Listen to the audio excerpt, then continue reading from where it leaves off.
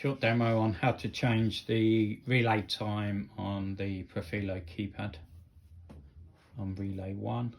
If we enter programming mode, which is default 1, 1, A, we then need to select 0, 3, A. Now we need to enter the time of the relay.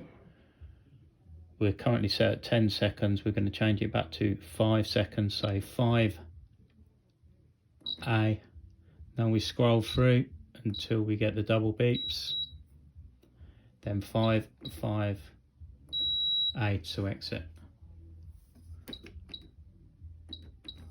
The code now, and relay set for 5 seconds.